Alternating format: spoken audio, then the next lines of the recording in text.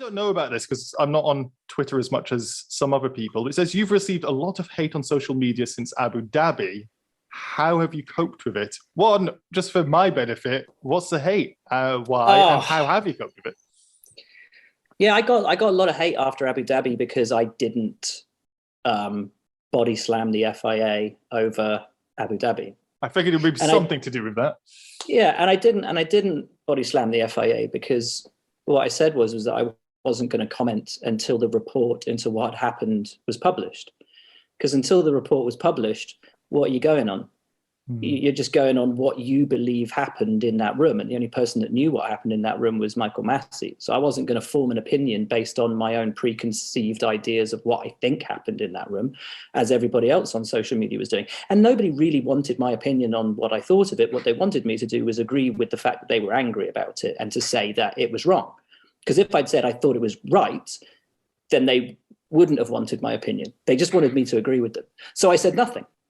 And then got a load of crap over it. So, social media it can be great and it can be terrible. When the stuff got very personal, if someone got personal in their aggression and their anger, then I just block them because you've lost the argument at that point, and I'm not gonna sort of bother wasting my time trying to have a conversation with somebody who can't be reasonable. So as soon as you start getting personal and you start personally attacking somebody, that's just an instant block. I've got no time for that. But I'll gladly have conversations with people about anything if they're willing to be reasonable about it. So for the most part, you just block out the noise, block out the hatred, block out the negativity, and try and focus on the positivity. It's an odd thing. In the old days, there used to be lots of positive comments, and the negative ones were the ones that stood out. And I'd always try and turn those people around. And then you hit a certain number of followers, and it seems, or maybe it's just because social media has gone this way, the vast majority of comments now appear to be very negative or trolling. And so the positive comments are the ones that now shine through because they're so rare. So it's, they're the ones that the negative becomes the noise, the positive becomes the light, and they're the ones that stand out now. So I think just you've got to have a healthy separation from your mobile phone and a healthy separation from the negativity. Because I don't understand people that just wake up and go, you know what, I'm going to go on Twitter today and I'm just going to be horrible to people.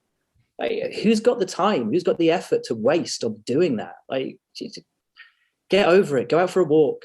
Go and, I don't know, do something. It's funny you say that because I remember it just came to me. I remember you used to be quite active on Reddit. This is pre-Liberty Media and stuff as well. You actually replied to one of my odd comments when we're looking to, I think it's like doing an Ask Me Anything with Ted Kravitz. You said you tried to collar him when you next were in the paddock and stuff. And I remember you were really active and you were growing the community. And even I've noticed, and I don't partake in it so much, even Reddit, the Formula One subreddit, it's grown and it's a different place from where it was because it was such a, that's how I first became aware of you. It was such a positive place and things have changed so quickly. I don't know if I think it's a major problem with social media because the internet was supposed to free us all. It was supposed to give us unlimited information so we could have, intelligent, reasonable debate that was, formed out of a knowledge base that was secure because you'd have unlimited access to everything. But what you get is you get an echo chamber because and confirmation bias, because if you're on social media, you only tend to follow accounts that agree with you and confirm the feelings and the opinions that you already have. If you're a Max Verstappen fan, you don't go and follow all the Lewis Hamilton, stan accounts.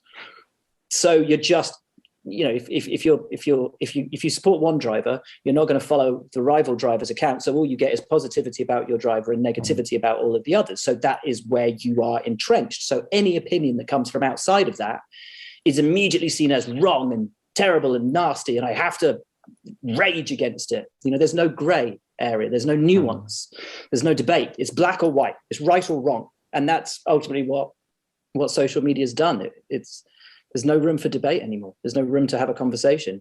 I remember my first trip to Silverstone as a kid. Stood on the banks next to people waving different flags for different teams and drivers and nationalities, and it wasn't like a football match where everyone hated each other. Everyone was united by this love of racing, and you could appreciate a move for 18th place as much as you could appreciate a move for the lead. And in reality, when you're at a racetrack, I still think it feels like that. But in the world of social media, it's completely different, and it's a scary place, and I don't like it. And I wish people could just appreciate how brilliant this sport is and all its stars are. And you don't have to make somebody feel bad to make yourself feel better. Well said, Will. Very, very well said.